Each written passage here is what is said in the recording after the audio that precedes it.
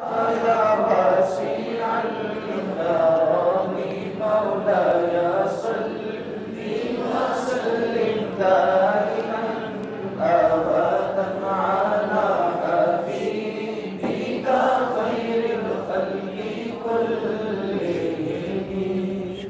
اللہ الرحمن الرحیم پڑھیں کوئی آدمی آپ میں سے. اعوذ باللہ من الشیطان الرجیم بسم اللہ الرحمن الرحیم باب قول اللہ عز وجل ونضع الموازین القسط لیوم القیامہ وان اعمال بنی آدم وقولهم یوزن وقال مجاہد القسطاس العدل بالربوبیہ ويقال القسط مصدر مقسط وهو العادل واما القاسط فهو الجاهل. حدثنا احمد بن اشقاد قال حدثنا محمد بن فضيل عن عمارة بن القعقاع عن ابي زرعة عن ابي هريرة رضي الله تعالى عنه قال قال النبي صلى الله عليه وسلم كلمتان حبيبتان إلى الرحمن خفيفتان على اللسان ثقيلتان في الميزان سبحان الله وبحمده سبحان الله العظيم. صدق الله. بسم اللہ الرحمن الرحیم نحمده ونصلي ونسلم على رسوله الکریم. حضرات گرامی، آج جو حدیث انور آپ اس کا درس لے رہے ہیں، یہ بخاری شریف کی آخری حدیث ہے. امام بخاری علیہ الرحمہ ہر حدیث سے پہلے اس کے مضمون کے مطابق عنوان قائم کرتے ہیں، پھر اس پہ کتاب اللہ سے استشہاد لاتے ہیں، اور کبھی ایسا ہوتا ہے کہ احادیث طیبات خواہ وہ مرفوعہ متصلہ ہوں یا حدیث مرسلہ منقطع ہوں، وہ تائید کے طور پہ اس عنوان کے تحت لاتے ہیں. لیکن جہاں مضامین احادیث شروع ہوتے ہیں وہاں کبھی بھی ایسا نہیں ہوتا کہ حدیث مرفوعہ متصلہ کے علاوہ کسی اور حدیث کا تذکرہ کرے.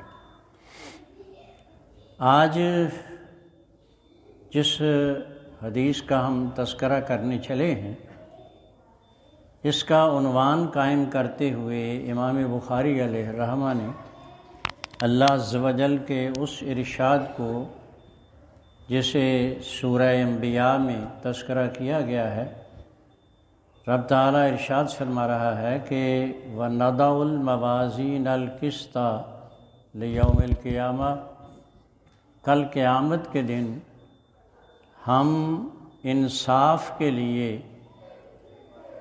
میزان کو، ترازو کو نصب کریں گے. اور یہ کہ اس عنوان میں اس بات کو بھی شامل کیا گیا ہے کہ بنی آدم کے جتنے بھی اعمال و افعال ہیں، ان کے اقوال ہیں، کل قیامت کے دن ان کا بھی وزن کیا جائے گا. مجاہد کہتے ہیں کہ یہ جو لفظ قسطاس ہے یہ عربی کا لفظ نہیں ہے. قرآن عزیز میں جو یہ لفظ استعمال ہوا وَنَضَعُ الْمَوَازِينَ الْقِسْطَ، یہ لفظ قسطاس عربی کا لفظ نہیں بلکہ یہ رومی ہے، اور اس سے منقول ہو کے یہ عربی میں استعمال ہوا ہے. تو یہ منقول عربی کہلائے گا. آپ حضرات نے مرقات میں منقول کی قسمیں پڑھی ہیں، عرفی، لغوی، شرعی. ان میں سے یہ منقول ہے. اور اب یہ لفظ قسط کا لفظ جو ہے یہ دو معنی کے لیے استعمال ہوتا ہے، وہ آگے چل کے میں اس کی تفصیل عرض کرتا ہوں۔ تو یہ اصل لفظ جو ہے وہ رومی ہے، اور رومی سے یہ عربی میں منتقل ہوا ہے، جس کی تفصیل آگے آئے گی۔ ابھی لفظی ترجمہ سنتے جائیں۔ اس کا معنی عدل بھی آتا ہے اور قسط کا معنی ظلم بھی آتا ہے۔ کس طرح سے وہ بھی عرض کروں گا۔ قسط یہ اصل میں مصدر ہے، اور مجرد سے ہو قاسط یہ ظلم کے معنوں میں، اور اگر یہ مزید فی سے ہو باب فعل سے مقسط تو یہ انصاف کے معنوں میں استعمال ہوتا ہے۔ حمزہ سلب کے لیے آ جائے گا، اور ظلم کا سلب وہ انصاف کہلاتا ہے۔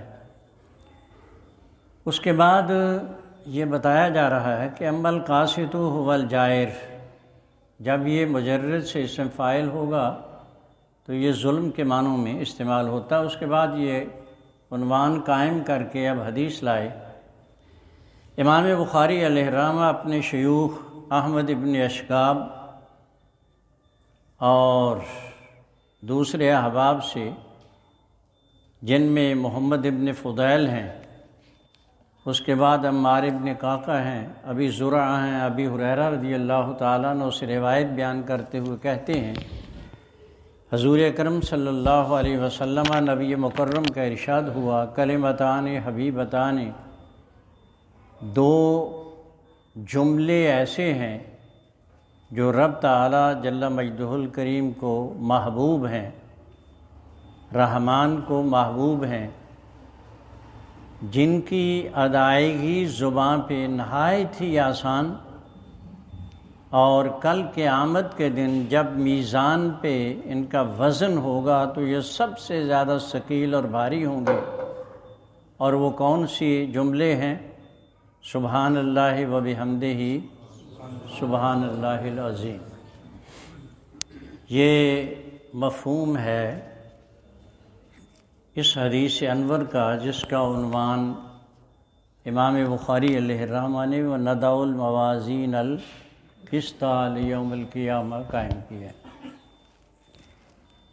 آج تین باتوں کا میں اس میں اجمال کے ساتھ تذکرہ کر رہا ہوں۔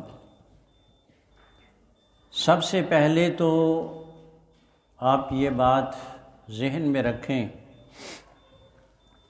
کہ اللہ کریم جل مجدہ نے جو عظمتیں ہمارے فقہاء رضوان اللہ علیہم اجمعین اور ہمارے محدثین کو عطا کی ہیں، یہ صرف اور صرف انہی کا حصہ ہے۔ یہ کسی اور دنیا کے کیسے ہی افراد کیوں نہ ہوں، دنیاوی عز و جاہ کے کتنے ہی مالک نہ ہوں، رب تعالیٰ نے یہ عظمتیں صرف ان دو گروہوں کو عطا کی ہیں، جن میں ایک فقہاء ہیں اور دوسرے محدثین ہیں۔ اس سے آپ کو کبھی بھی احساس کمتری میں مبتلا نہیں ہونا چاہیے کہ ہم مولوی کیوں بن گئے۔ رب کریم جل مجدہ نے اور اس کے محبوب مکرم نے جو عظمتیں، جو مقام علماء کو، فقہاء کو اور محدثین کو عطا کیا ہے، یہ کسی اور کو نہیں مل سکا اور نہ ملے گا۔ اس کے لیے میں آپ کو دو حدیثیں عرض کر دیتا ہوں۔ یہ پہلی جو حدیث میں عرض کر رہا ہوں، اسے امام ابو داؤد نے بھی، ترمذی نے بھی، اور ہماری یہ جتنی بھی کتابیں ہیں، خواہ وہ جوامع ہوں، امام بخاری ہوں، امام مسلم بن حجاج قشیری ہوں، ابو عیسیٰ ترمذی ہوں، یا تین سنن کی جو کتابیں ہیں، ابو داؤد ہے، ترمذی ہے، نسائی ہے، ان سب نے اس حدیث کو نقل کیا ہے۔ ان عبداللہ ابن مسعود، حضرت عبداللہ ابن مسعود سے روایت ہے، قال آپ کہتے ہیں قال رسول اللہ صلی اللہ علیہ وسلم، حضور کا ارشاد ہوا، نضر اللہ عمران سمع مقالتی، وہ خوش قسمت ہے، اچھے بخت والا ہے وہ آدمی جس نے میرے الفاظ کو سنا، میرے مقولہ جات کو سنا اور اسے یاد کیا، فحفظہا، پھر اسے یاد کیا، ووعاہا، اور اسے سمجھا، وأداہا، پھر اس کے بعد بعین ہی ان الفاظ کو آگے ادا کر دیا، فربا حامل فقہ، آپ دیکھیں گے بہت سے ایسے، یہ علم کے حامل، یہاں فقہ سے مراد علم ہے، علم حدیث کے حامل ایسے آپ کو ملیں گے کہ جن کو وہ بیان کر رہے ہیں وہ افقہ منہ، بیان کرنے والے سے کہیں زیادہ فقیہ ہوں گے، اس سے مسائل کا وہ استخراج کریں گے اور دنیا بھر کے لیے وہ سہولتیں مہیا کریں گے، ان کی پریشانیوں کا ازالہ کریں گے ان احکام کا استدلال کرنے کے بعد۔ اس سے دو چیزیں ہمارے سامنے آتی ہیں، ایک بات تو یہ کہ ایک محدث ہے اور ایک فقیہ ہے۔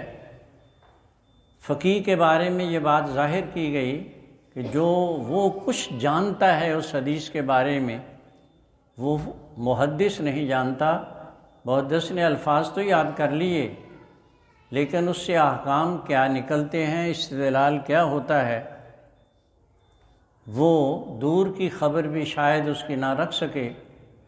قرآن عزیز نے انہی لوگوں کا تذکرہ کرتے ہوئے کہا، لَعَلِمَهُ الَّذِينَ يَسْتَنبِطُونَ مِنْهُمْ، رب تعالیٰ چاہتا ہے کہ ان لوگوں کو تمہارے سامنے ظاہر فرمائے جو قرآن و سنت سے احکام کا استخراج کرتے ہیں۔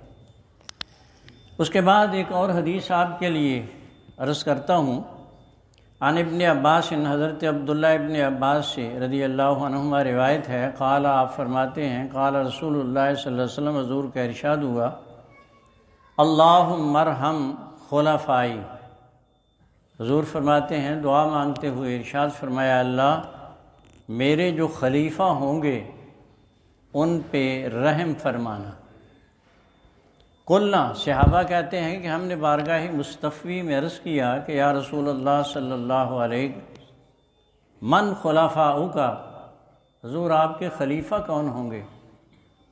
تو سرکار کا ارشاد ہوا، قال الذین یروون احادیثی، میرے خلیفہ وہ ہوں گے جو میری احادیث کو روایت کریں گے، وَيُعَلِّمُونَ النَّاسَ، اور پھر وہ لوگوں کو سکھائیں گے۔ اب یہ شرف ایک ایسا ہے جو ان تمام لوگوں کو حضور کے اس دور سے لے کے آج تک بلکہ قیامت تک کے لیے جہاں قال قال رسول اللہ صلی اللہ علیہ وسلم کی صدائیں بلند ہوتی رہیں گی، سرکار کی دعا انہیں پہنچتی رہے گی۔ اس واسطے یہ جو فن ہے علم حدیث کا، فقاہت کا، یہ ایسا ممتاز فن ہے کہ ملائکہ بھی، انبیاء بھی اور امام الانبیاء بھی صلوات اللہ علیہم اجمعین ان کے لیے دعا گو ہوتے ہیں کہ مولا تعالیٰ انہیں ہر قسم کی پریشانیوں سے، تکلیفوں سے محفوظ رکھنا تاکہ یہ تیرے دین کی اشاعت کرتے رہیں۔ تو دعائیں ہمیں تبھی پہنچیں گی جب ہم اس پہ عمل کی کوشش کریں گے۔ اب آئیے دوسری بات جو میں آپ کے لیے عرض کرنا چاہ رہا ہوں وہ یہ ہے کہ ایک بخاری شریف ہے اور دوسرے امام بخاری علیہ رحمہ ہیں، جس کی آج ہم آخری حدیث پڑھ رہے ہیں۔ یہ بخاری، امام بخاری کے بارے میں ایک دو باتیں عرض کر کے، سیدنا امام بخاری علیہ الرحمہ کا نام آپ کے القابات کے ساتھ جو ہے وہ یہ ہے، امیر المومنین فی الحدیث ابو عبداللہ محمد ابن اسماعیل بخاری۔ آپ کی پیدائش یہ بخارا میں ہوئی اور والد گرامی کا نام ہے اسماعیل ابن ابراہیم ابن مغیرہ جوفی۔ اتفاق ایسا ہوا ہے کہ آپ کے والد گرامی بچپن ہی میں فوت ہو گئے تھے اور والدہ نے آپ کی تربیت فرمائی۔ سیدنا امام بخاری علیہ الرحمہ کی جو پیدائش ہے وہ 13 شوال سن 194 ہجری کو۔ اب اس سے ایک بات آپ نے ذہن میں رکھنی ہے، امام ابو حنیفہ علیہ الرحمہ آپ کی پیدائش سن 880 ہجری ہے، سن 80 ہجری، اور وصال 150 میں آپ کا ہوا ہے۔ امام ابو حنیفہ علیہ الرحمہ کے وصال کے کوئی 40 سال کے لگ بھگ بعد سیدنا امام بخاری پیدا ہو رہے ہیں، اور جو زمانہ امام ابو حنیفہ کا مصطفیٰ صلی اللہ علیہ وسلم کے قریب ہے وہ انہیں امام بخاری کو نصیب نہیں۔ یہ بات میں اس لیے ذکر کر رہا ہوں، کسی اور محدث میں یہ بات آپ کو نہیں ملے گی، نہ امام مسلم ابن حجاج قشیری ہیں، نہ صاحب ترمذی، نہ ابو داؤد، نہ نسائی، نہ ابن ماجہ، نہ دیگر محدثین، کسی میں یہ بات نہیں ملے گی۔ لیکن امام بخاری علیہ الرحمہ کو نامعلوم کیا ہوا کہ امام صاحب کا کبھی مسلک آ جائے تو نام لینا بھی پسند نہیں کرتے، وہ یہ کہہ کے گزر جاتے ہیں قال بعض الناس، کہ بعض احباب اس بارے میں یوں کہتے ہیں، اور ان کا شاید زوم یہ ہے، خیال یہ ہے کہ امام ابو حنیفہ علیہ الرحمہ احادیث سے شاید آگاہ نہیں تھے، ایسے جیسے کہ میں ان احادیث سے آگاہ ہوں۔ تو یہ بات اپنے ذہن میں رکھیں کہ سیدنا امام ابو حنیفہ علیہ الرحمہ تابعی ہیں، آپ نے متعدد صحابہ کی زیارت کی ہے، اگر فرض کرو سب کی نفی کر دیں تو یہ خود امام بخاری بھی مانتے ہیں کہ حضرت انس رضی اللہ تعالیٰ عنہ کی زیارت امام صاحب کو نصیب ہوئی، تو جب زیارت نصیب ہوئی تو آپ تابعی بنے، اور حضور اکرم صلی اللہ علیہ وسلم کا ارشاد ہے خیر القرون قرنی ثم الذین یلونہم، سب سے بہتر زمانہ میرا ہے اور اس کے بعد ان لوگوں کا ہے جو مجھے میرے بعد آنے والے۔ تو یہ دور سیدنا امام ابو حنیفہ علیہ الرحمہ کا ہے۔ سیدنا امام شافعی علیہ الرحمہ، جن کے بارے میں آپ یہ بات کہہ سکتے ہیں کہ مسلک کے اعتبار سے وہ سیدنا امام ابو حنیفہ علیہ الرحمہ کے بالکل خلاف چلتے ہیں، وہ یہ بات کہتے ہیں الناس عیال فی الفقہ لابی حنیفہ، جتنے بھی فقہا ہیں آپ کو نظر آئیں گے یہ سب امام ابو حنیفہ کے بال بچے ہیں۔ سیدنا امام شافعی علیہ الرحمہ امام محمد کے شاگرد تھے، آگے ان کے شاگردوں کے شاگرد ہیں، ایسے شخص، اور خود سیدنا امام بخاری علیہ الرحمہ شافعی مسلک کے ہیں، اور اپنے امام کے قول کو چھوڑ کے تو کوئی شخص امام کے بارے میں اس طرح کی بات کرے تو وہ اچھا تو نہیں لگتا۔ سراج الامہ ہیں۔ حضور اکرم صلی اللہ علیہ وسلم نے امام ابو حنیفہ علیہ الرحمہ کے بارے میں یہ بات ارشاد فرمائی تھی کہ اگر دین ثریہ پہ چلا جائے، حضرت سلمان فارسی سے کہا تھا کہ اگر دین ثریہ میں بھی چلا جائے تو تیرے ملک کا ایک شخص ایسا ہوگا جو دین کو وہاں سے اتار لائے گا۔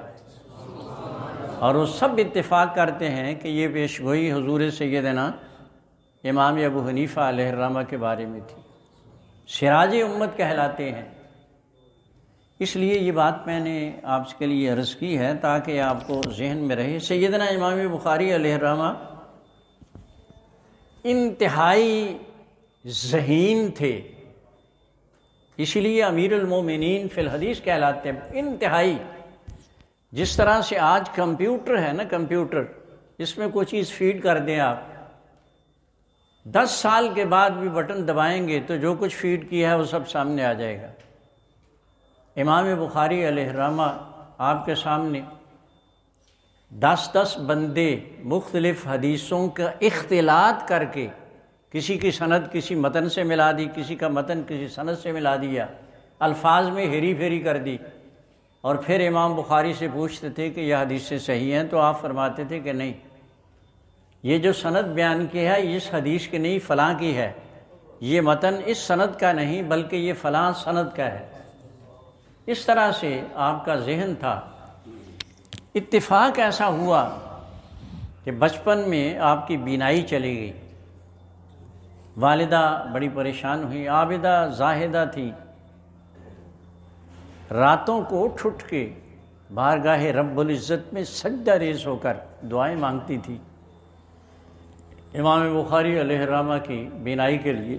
پھر ایک رات ایسا ہوا کہ سیدنا ابراہیم خلیل اللہ علیہ السلام خواب میں ملے اور بشارت عطا کی کہ آپ کے بیٹے کو رب تعالیٰ نے بینائی عطا کر دی ہے، اور صبح اٹھے تو امام بخاری کی بینائی لوٹ چکی تھی۔ یہ سیدنا امام بخاری علیہ الرحمہ ہیں، اور یہ ان افراد میں سے ایک ہیں کہ جب ان کا انتقال ہوا اور بخارا میں بڑی مشکلات کا سامنا انہیں کرنا پڑا ہے، اور بخارا میں جب ان کی تدفین ہوئی تھی تو مدتوں آپ کی قبر انور پہ جو مٹی ڈالی گئی تھی اس سے خوشبو آتی رہی۔ یہ سیدنا امام بخاری علیہ الرحمہ ہے۔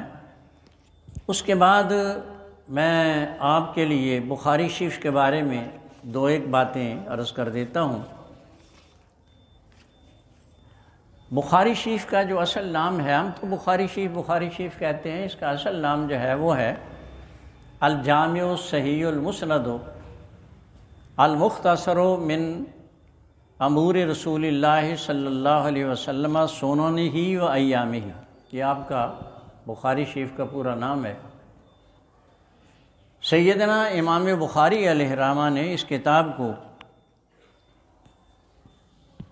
8 عنوانات سے مزین کیا ہے، اور جس حدیث کی کتاب میں 8 عنوانات کو جمع کر کے احادیث کو کلیکٹ کیا جائے وہ جامع کہلاتی ہے۔ ان کے عنوانات جن کے تحت وہ ان احادیث کو جمع کرتے ہیں، ایک ہے، پہلا ہے سیر، دوسرا تفسیر ہے، تیسرے آداب ہے، چوتھے عقائد، اور 5ویں فتن۔ فتنے کی حدیثیں اس میں جمع کی جاتی ہیں۔ پھر احکام ہیں، شروط ہیں، اور 8واں عنوان جس کے تحت احادیث کو جمع کرتے ہیں وہ مناقب ہے۔ انبیاء کرام کے فضائل اس میں آئیں گے، حضور اکرم صلی اللہ علیہ وسلم کے صحابہ کے آئیں گے، متعلقین کے آئیں گے، علماء کے آئیں گے، یہ مناقب۔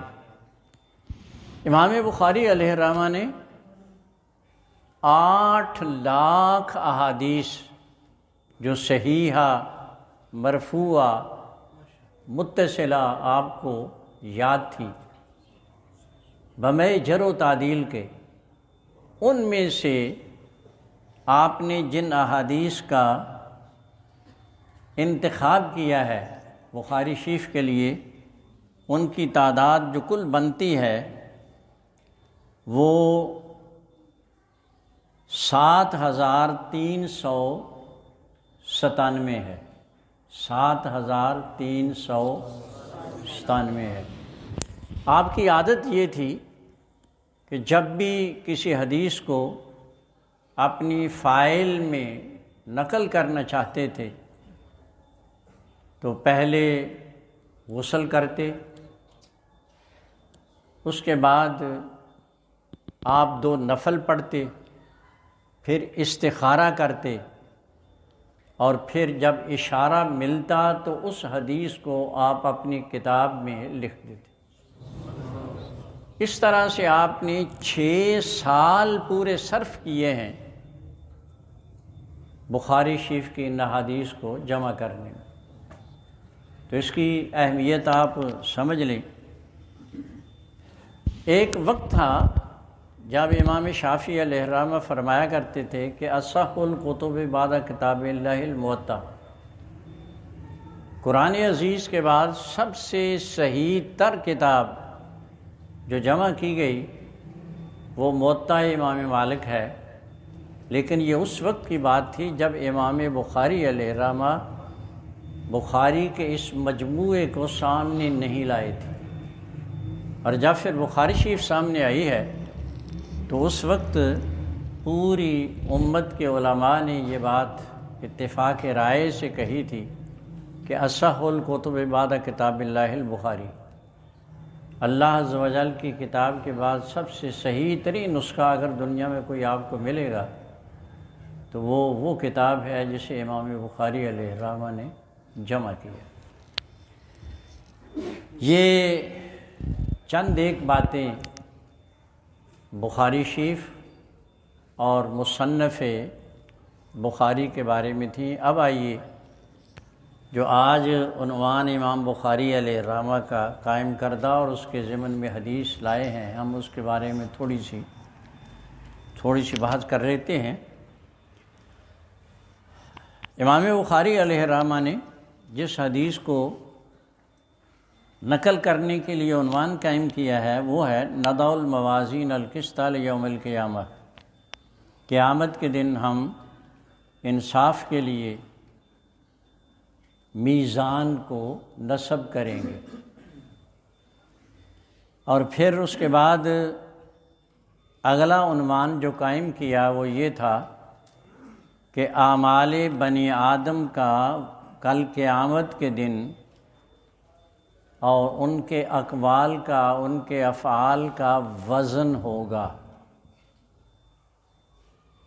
اعمال کا بھی۔ اور یہ بنی آدم کا لفظ بولا، یہ بات میں تھوڑی سی آپ کے لیے عرض کرتے جاؤں کہ بنی آدم یہ تو عام ہے، لیکن یہ وزن کیا جانا جو ہے یہ عام مطلقاً نہیں ہے بلکہ خص عنہ البعض ہے۔ قیامت کے دن 3 گروہ ہوں گے۔ ایک مسلمانوں کا وہ گروہ ہوگا جس کے اعمال کا وزن کیے بغیر رب تعالیٰ انہیں جنت سے نوازے گا۔ یہ کون لوگ ہوں گے؟ یہ وہ ہوں گے جو دنیا میں ایمان سے رہے اور زندگی بھر انہوں نے کوئی برائی کا ارتکاب نہیں کیا اور دنیا سے ایمان کے ساتھ گئے۔ یہ ایسے لوگ ہوں گے جن کے بارے میں میزان پہ ان کے اعمال کا وزن نہیں ہوگا۔ اللہ عز و جل ارشاد فرما رہا ہے اولئک الذین اولئک یدخلون الجنۃ بغیر حساب، یہ وہ لوگ ہوں گے جو بغیر حساب کے جنت میں جائیں گے۔ اور حضور اکرم صلی اللہ علیہ وسلم ارشاد فرماتے ہیں کل قیامت کے دن جنتیوں کی 70 صفیں ہوں گی، ان میں سے میری امت کی 40 صفحے اکیلی ہوں گی، صرف میری امت کی 40 صفحے ہوں گی، اور ان میں سے 70,000 آدمی وہ ہوں گے جو بغیر حساب کے جنت میں جائیں گے، اور ہر آدمی اپنے ساتھ 70,000 آدمی لے کے جائے گا۔ یہ وہ لوگ ہوں گے جن کا حساب نہیں ہوگا۔ تو یہ عام خصان الباس ہوا۔ کافروں کا بھی ایک ٹولہ وہ ہوگا جن کا کوئی حساب نہیں ہوگا۔ یہ وہ لوگ ہوں گے جو کفر پہ رہے اور ساری زندگی کوئی اچھائی کا ارتکاب نہیں کیا، کوئی نیک کام نہیں کیا، اور دنیا سے کفر سے گئے۔ رب تعالیٰ ان کے بارے میں ارشاد فرماتا ہے فَلَا نُقِيمُ لَهُمْ يَوْمَ الْقِيَامَةِ وَزْنًا، ہم کل قیامت کے دن ان کے لیے میزان نصب نہیں کریں گے، ان کا کوئی حساب نہیں ہوگا، انہیں سیدھا جہنم میں بھیجا جائے گا۔ نمرود اس فرعون کے بارے میں ہے یقدم قومہ یوم القیامہ، قیامت کے دن یہ اپنی پوری قوم کو لے کے سیدھا جہنم میں جائے گا۔ تو یہ دو گروہ تو یہ ہوئے جن کا کوئی حساب نہیں ہوگا، بغیر حساب کے ایک گروہ جنت میں جائے گا اور دوسرا گروہ بغیر حساب کے جہنم میں جائے گا۔ تیسرا وہ گروہ ہوگا جن کے اعمال تولے جائیں گے، اس میں مسلمان بھی ہوں گے جو گنہگار ہوں گے، اور اس میں کافر بھی ہوں گے کہ جن کے اعمال کا وزن کیا جائے گا۔ اب میں یہاں آپ کے لیے ایک تھوڑی سی بات عرض کرتا جاؤں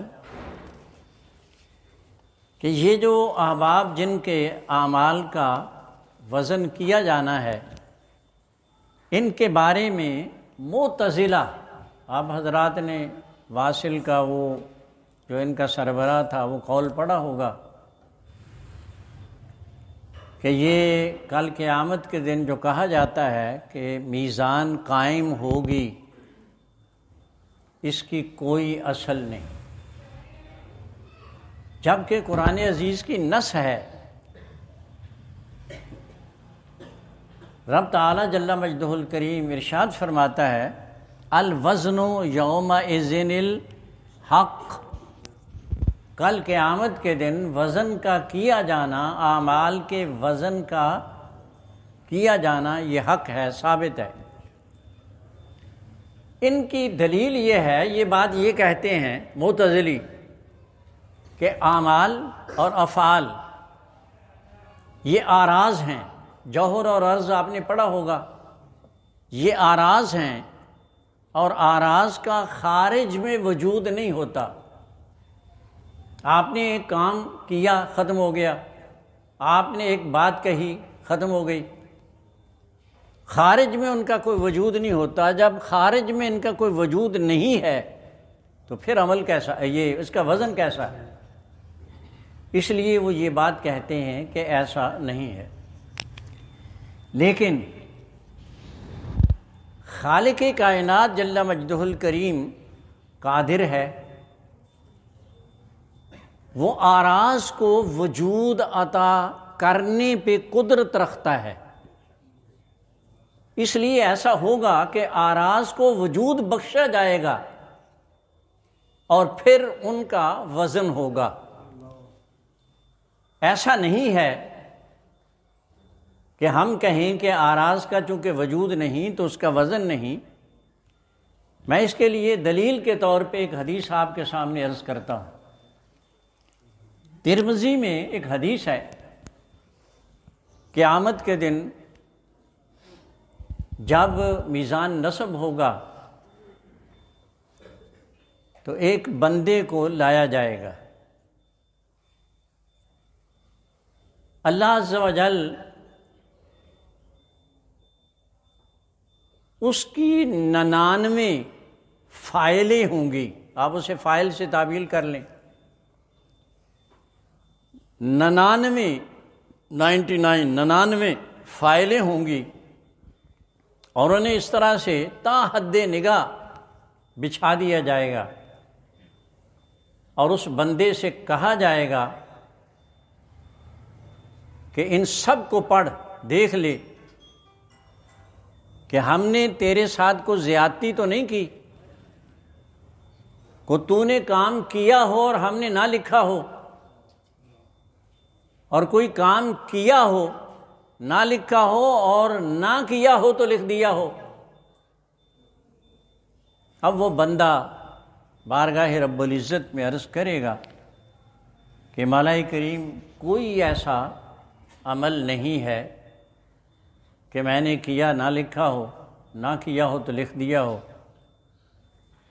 اب ملائکہ ان کو سمیٹ کر جب ترازو میں رکھیں گے تو یہ بندہ کہے گا میری نجات مشکل ہے، عمل ہے ہی نہیں۔ تو رب کریم جل مجدہ ملائکہ سے فرمائے گا کہ تھوڑی دیر ٹھہرو، اس کی ایک نیکی ہم نے بچا رکھی ہے۔ پھر ایک کاغذ کا ٹکڑا لایا جائے گا جس پہ صرف یہ لکھا ہوگا لا الہ الا اللہ محمد الرسول اللہ۔ رب کریم جل مجدہ ارشاد فرمائے گا اس نے لکھا تھا، ہم نے اسے محفوظ رکھا ہے، اسے دوسرے پلڑے میں ڈال دو۔ جب دوسرے پلڑے میں اسے ڈالا جائے گا تو اس کا وزن اس سے بھاری ہو جائے گا، اور رب تعالیٰ ارشاد فرمائے گا جاؤ اسے جنت میں لے جاؤ۔ اب یہ ایک عمل ہے، لکھا جانا ایک عمل ہے، اور اسے رب تعالیٰ وجود عطا کرے گا، اور پھر اس کا وزن ہوگا، اور اس کی سبھی برائیوں پہ یہ بھاری ہو جائے گا،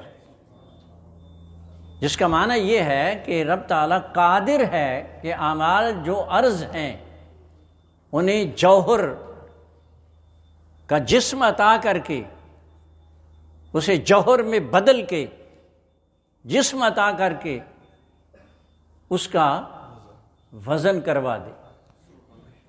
تو یہ معتزلہ کا جو یہ بات کہنا ہے یہ اس لیے درست نہیں ہے۔ ایک بات تھوڑی سی میں آپ کے لیے اور عرض کرتا جاؤں۔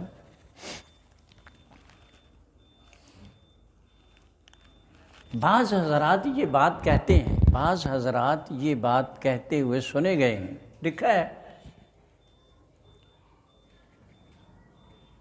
کہ آدمی کے جنتی یا جہنمی ہونے کا رب تعالیٰ کا تو ازل سے پتہ ہے،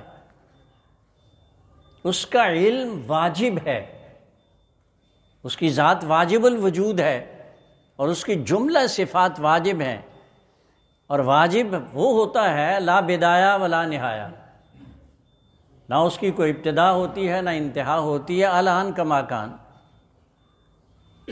تو رب تعالیٰ جل مجدہ الکریم کے یہ علم میں ہے یہ بندہ جنتی، یہ بندہ جہنمی۔ پھر میزان پہ وزن کیا جانا کیسا؟ اپنے اس علم کی بنا پہ سب کو، جن کو جنت عطا کرنی ہے ادھر بھیج دے، اور جن کو جہنم میں بھیجنا ہے ادھر بھیج دے۔ وزن کرنا کیسا؟ دوسری بات، قرآن عزیز ارشاد فرما رہا ہے کہ جب آدمی قبر سے اٹھے گا تو اس کے اعمال اس کے ہاتھوں میں تھمائے جائیں گے۔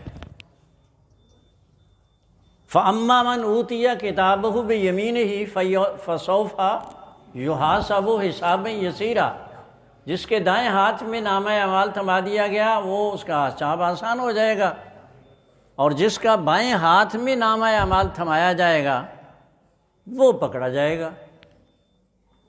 تیسری بات، قرآن عزیز کہہ رہا ہے منہم شقی و سعید، قبر سے جب اٹھ رہے ہوں گے سبھی حضرات، ان کی پیشانیوں پہ جو نیک بخت ہیں سعید لکھا ہوگا، ہر بندہ پڑھے گا، اور جو جہنمی ہیں ان کی پیشانیوں پہ شکی ہوگا۔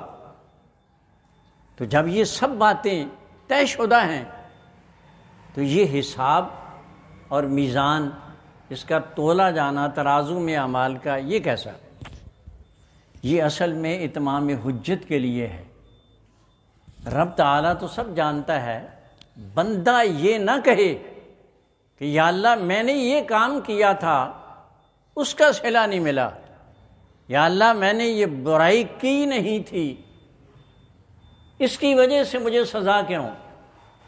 تو اتمام حجت کے لیے یہ میزان قائم کیا جائے گا، ورنہ رب تعالیٰ کی ذات سے کوئی چیز اوجھل نہیں ہے۔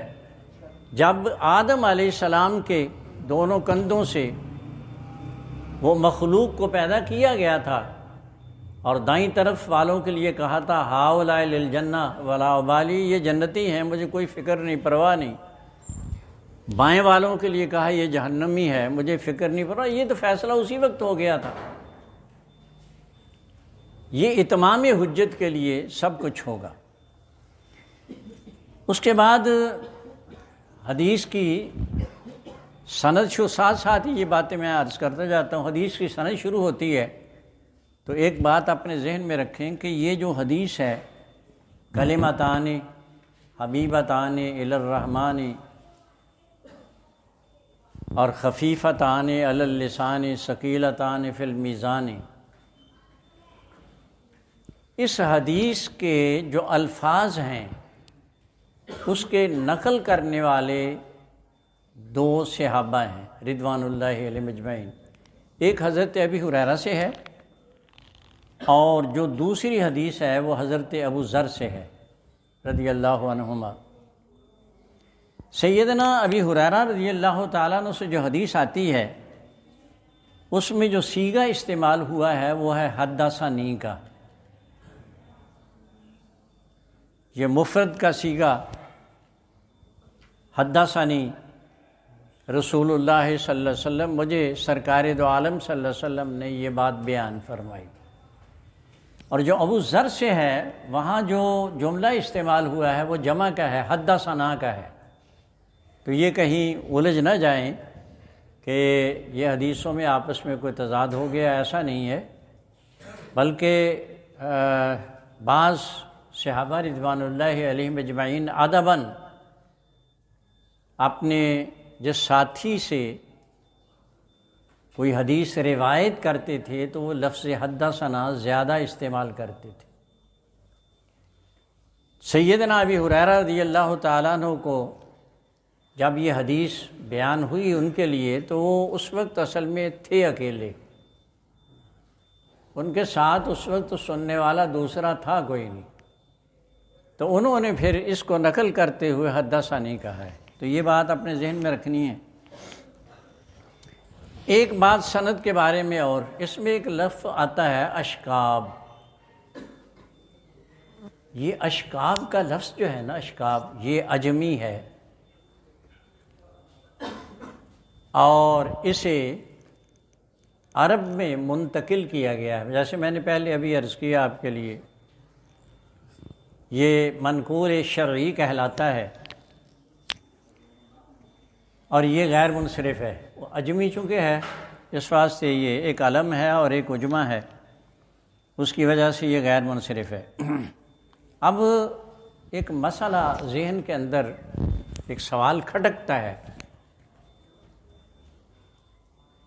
قرآن عزیز میں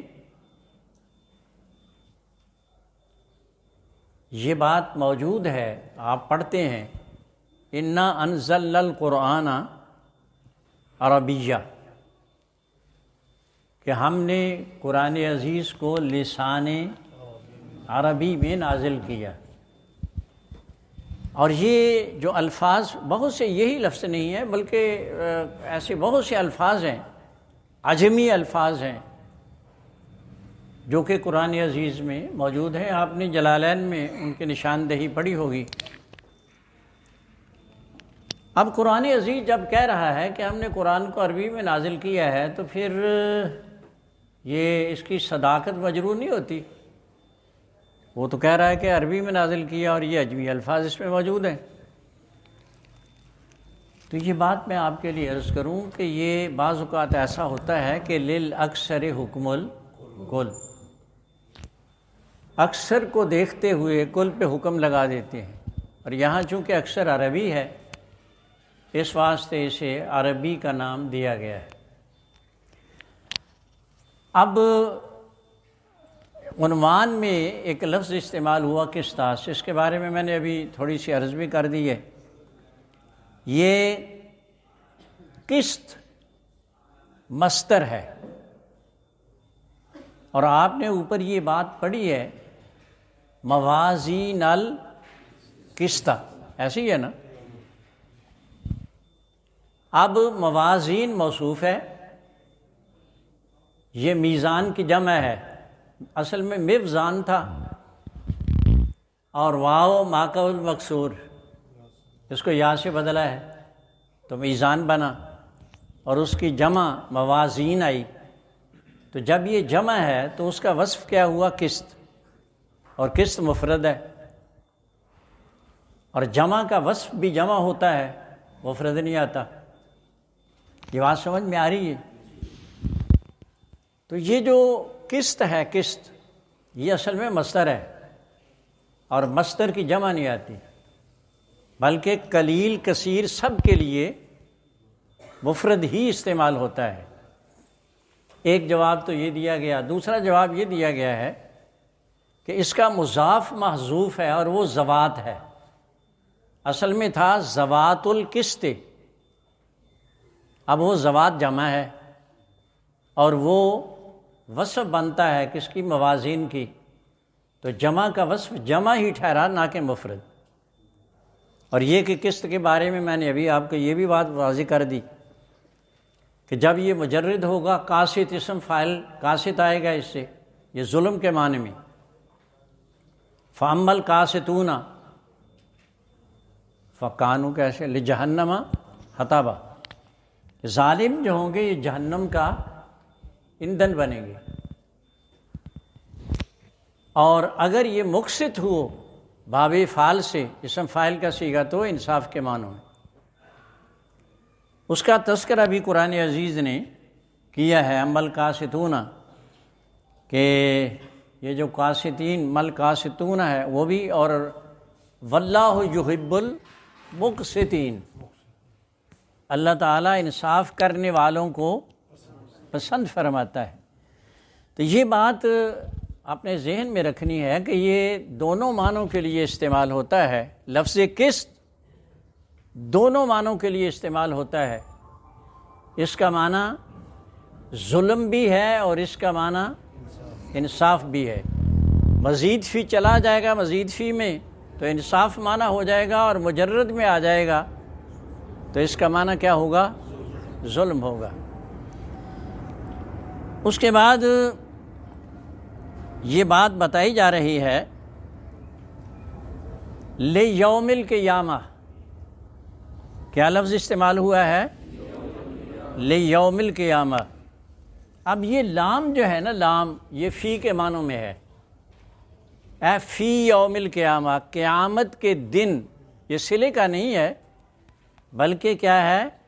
فی کے معنوں میں ہے، قیامت کے دن ہم میزان کو نصب کریں گے، تو یہ لام فی کے معنوں میں ہے۔ اس کے بعد رب تعالیٰ جل مجدہ الکریم یہ جو ارشاد فرما رہا ہے موازین، میزان تو ایک ہوگا، ترازو ایک ہوگا۔ سیدنا داؤد علیہ السلام، آپ کے بارے میں روایت ہے کہ بارگاہ رب العزت میں عرض کی مولا کریم مجھے وہ میزان دکھا جس میں تو اعمال کا وزن فرمانے والا ہے۔ تو سیدنا داؤد علیہ السلام کے سامنے جب اس کے ترازو کے، وہ ترکڑ کہتے ہیں، وہ جو ایک طرف ہوتا ہے، پلہ لایا گیا تو آپ اس کو دیکھ کے بے ہوش ہو گئے، اور بارگاہ رب العزت میں عرض کرنے لگے کہ مولا کریم اس کو کون ہے جو بھر دے، کس کی نیکیاں اتنی ہوں گی کہ اس سے یہ بھر جائیں؟ تو رب تعالیٰ جل مجدہ الکریم نے ارشاد فرمایا جب ہم چاہیں گے کسی کے اعمال کو اس سے اس کے پلڑے کو بھر دیں تو ایک کھجور بھی جو نیکی میں اس نے صدقہ کی تھی ہم اس کو ڈال کر اس ترازو کو بھر دیں گے۔ تو یہ اپنے ذہن میں رکھیں کہ وہ اتنا بڑا ترازو، اب یہ جمع کا صیغہ استعمال کیا ہے، ترازو ایک ہوگا لیکن موازین جمع ہے۔ تو یہ جو ہمارے اعمال ہیں اس کی نوعیت مختلف ہے، بعض حقوق العباد سے تعلق رکھتے ہیں، بعض حقوق اللہ سے تعلق رکھتے ہیں، بعض وہ ہیں عبادات سے متعلق ہیں، بعض ہیں جو معاملات سے تعلق رکھتے ہیں۔ تو ان کے اعتبار سے اس کا جمع کا صیغہ استعمال ہوا ہے، ورنہ وہ ترازو ایک ہی ہوگا۔ اس کے بعد اللہ عز و جل ایسا فرمائے گا کہ جن کے اعمال کو اس طرح سے تولا جانا مقصود ہوگا ان کو لائے گا۔ بعض ایسے مناظر بھی دیکھنے میں آئیں گے کہ رب کریم جل مجدہ کسی بندے کو اس ترازو کے پاس لائے گا اور پھر ترازو میں اس کے اعمال کے رکھے جانے کے بعد جب یہ بندہ سمجھ لے گا کہ اب میرا بچاؤ مشکل ہے، تو رب تعالیٰ اسے عوام کی نظروں سے اپنی رحمت کی چادر میں چھپا کر یہ ارشاد فرمائے گا میرے بندے تو نے یہ کیا تھا نا، مولا کیا تھا، یہ بھی کیا تھا، یہ بھی کیا تھا، انکار نہیں کر سکے گا۔ تو رب تعالیٰ فرمائے گا دنیا میں بھی ہم نے تیری پردہ پوشی کی ہے اور اب بھی ہم تیری پردہ پوشی کرتے ہیں، فرشتوں جاؤ اسے جنت میں لے جاؤ۔ تو یہ صورتحال بھی وہاں پیش آئے گی۔ اب اس کے بعد یہ بات ارشاد فرمائی جا رہی ہے کہ کلمتان، اب یہ حدیث شروع ہوئی، کلمتان حبیبتان علی اللسان، کلمتان حبیبتان علی اللسان اور ثقیلتان خفیفتان علی اللسان اور ثقیلتان فی المیزان۔ اور آگے جملہ کیا ہے؟ سبحان اللہ و بحمدہ سبحان اللہ۔ اب یہ دونوں جملے ہیں، سبحان اللہ و بحمدہ بھی جملہ ہے اور آگے وہ بھی، یہ جملے ہیں اور ان کو کلمتان کہا گیا، دو کلمے۔ یہ بات سمجھ میں آ رہی ہے؟ ہیں جملے لیکن کہا کلمہ گیا ہے، تو یہ جز بول کے کل مراد لیا۔ جس طرح ہم کہتے ہیں نا بسم اللہ پڑھ لو، تو اب اس کا معنی یہ تو نہیں ہے بسم اللہ بس اتنا کہہ لیا، بسم اللہ الرحمن الرحیم پورا مقصود ہوتا ہے۔ اسی طرح یہ جز بول کے کل مراد لیا ہے۔ ایک بات تو آپ نے یہ یاد رکھنی ہے، اب اس میں ذرا غور کریں، سبحان اللہ و بحمدہ، سبحان میں تنزیہ ہے اور اس کے بعد صفات کا ثبوت ہے۔ تو رب تعالیٰ کی صفات دو طرح کی ہیں، ایک سلبی ہے اور ایک وجودی ہے۔ لا مثلا، آپ کہتے ہیں نا لا مثلا، یہ سلبی ہے، اس کی کوئی مثل نہیں۔ لا شرقیہ ولا غربیہ کا لفظ بھی استعمال ہوا ہے، تو یہ وہ صفات ہیں جو سلبی کہلاتی ہیں۔ اور الحمدللہ رب کی صفات یہ وجودی ہیں، اس کے لیے جو ہم صفات حمد اس کا ثبوت کر رہے ہیں تو یہ وجودی ہیں، اور صفات سلبی مقدم ہوتی ہیں کس سے؟ وجودی سے۔ رب تعالیٰ جل مجدہ الکریم قرآن عزیز میں ارشاد فرما رہا ہے وَمَن يَكْفُرْ بِالطَّاغُوتِ وَيُؤْمِن بِاللَّهِ فَقَدِ اسْتَمْسَكَ بِالْعُرْوَةِ الْوُثْقَىٰ۔ وَمَن يَكْفُرْ، جس نے کفران کیا، انکار کیا، کس کا؟ بتوں کا۔ وَيُؤْمِن بِاللَّهِ، اب یہ ثبوت ہے، پہلے انکار ہے اور اب ثبوت ہے۔ جب تک وہ بقیہ سے اظہار بیزاری نہ کرے گا اس وقت تک رب تعالیٰ کے وجود کا ثبوت نہیں ہوگا۔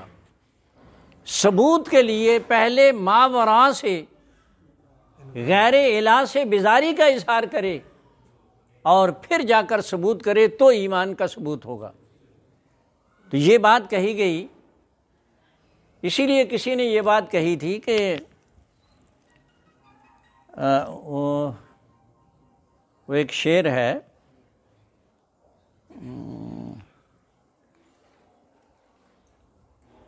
نہ چھوٹا شیخ سے زنار، بڑے غور سے سننا اس شعر کو، نہ چھوٹا شیخ سے زنار تسبیح ہے سلیمانی، ہوا جب کفر ثابت ہے یہ طغرائے مسلمانی۔ نہ چھوٹا شیخ زنار، وہ کافر ہندوؤں کو دیکھا ہوگا، یہاں ایک ڈوری سی پہنتے ہیں، اس کے آگے وہ سکھ تو تلوار لگا لیتے ہیں اور ہندوؤں نے پتہ نہیں کیا لگایا ہوتا ہے، اور یہ کفر کی علامت ہے۔ یہ جو سلیمانی نگ ہوتا ہے، جس طرح یہ ایک نگ ہے، سلیمانی نگ جو ہوتا ہے اس کے اندر ایک دھاری ہوتی ہے، اس کو شاعر تعبیر کر رہا ہے کس سے؟ زنار سے، کہ وہ زنار بھی نہیں چھوٹا، اور جب کفر ثابت ہو تو اسلام ثابت ہوگا۔ اب کفر سے مراد یہاں لغوی معنی کہ انکار کرنا، جب تک بتوں کا انکار نہیں کرے گا اسلام ثابت نہیں ہوگا۔ تو اس لیے یہ بات کہی گئی سبحان اللہ، پہلے رب تعالیٰ کی تنزیہ بیان کرو، تمام عیوب و نقائص سے پاک ہے، اور پھر الحمدللہ کہو تو پھر جا کر تمہارا ایمان ثابت ہوگا۔ اور یہ بات میں آپ کے لیے عرض کرتا جاؤں، حبیب اکرم صلی اللہ علیہ وسلم کا ارشاد ہے کہ میں تمہیں یہ 2 کلمے وہ بتا رہا ہوں کہ اگر اسے صبح شام پڑھتے رہو گے، اسے اپنا حرز جاں بنا لو گے تو کیا ہوگا؟